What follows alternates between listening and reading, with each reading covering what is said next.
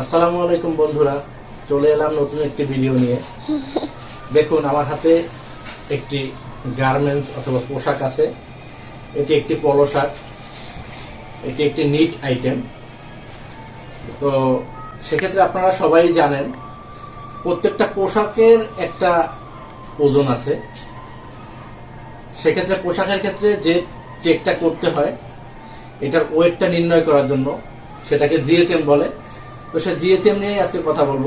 জিএচএম শব্দের full meaning আপনারা সবাই জানেন, গ্রাম পার স্কোয়ার মিটার। তার মানে হচ্ছে প্রতি স্কোয়ার মিটারে এই ফেব্রিক্সটার ওজন কত গ্রাম। তো সেক্ষেত্রে জিএচএম কাটার একটা মেশিন আছে, নিশ্চয়ই আপনারা চিনেন। তো ওখানে স্কোয়ার মিটার নির্দিষ্ট মাপ দেওয়া আছে, ওখানে গোল একটা মেশিন আছে, ওই মেশিনের মাধ্যমে জিএচএম কাটা হয়। জিএচএম কাটার পরে একটা নিক্তি আছে, যে নিক্তিতে আপনারা চিনবেন সকলেই, স্বর্ণের দোকানে সচরাচর যে নিক্তিটা পাওয়া যায় ওই রকম একটা ডিজিটাল নিক্তিতে জিএচএমটা ওয়েট করা হয়।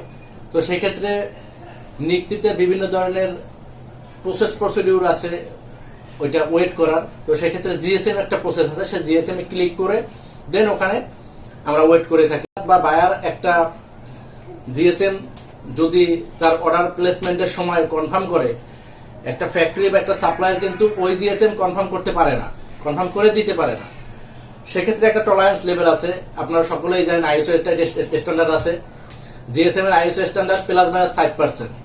মনে করেন আপনার এই যে ফেব্রিক্সটা, একটা পিকে ফেব্রিক্স, এই ফেব্রিক্সটা জিএসএম যদি 200 জিএসএম হয়, তো সেক্ষেত্রে 200 থেকে 210 জিএসএম এর মধ্যেও যদি পাওয়া যায় তাহলে এটা অ্যালাউ হবে, এটা এই ফেব্রিক্স কেটে গুডস তৈরি করে শিপমেন্ট করার জন্য। তাহলে +5% এর ভিতরে থাকলো।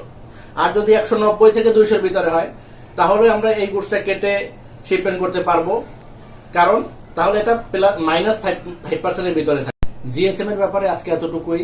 যদি জিএচএম নিয়ে কারো কোনো প্রশ্ন থাকে অবশ্যই কমেন্টে জানাবেন, আমি আমার সর্বোচ্চ চেষ্টা করব উত্তরটা দেওয়ার জন্য।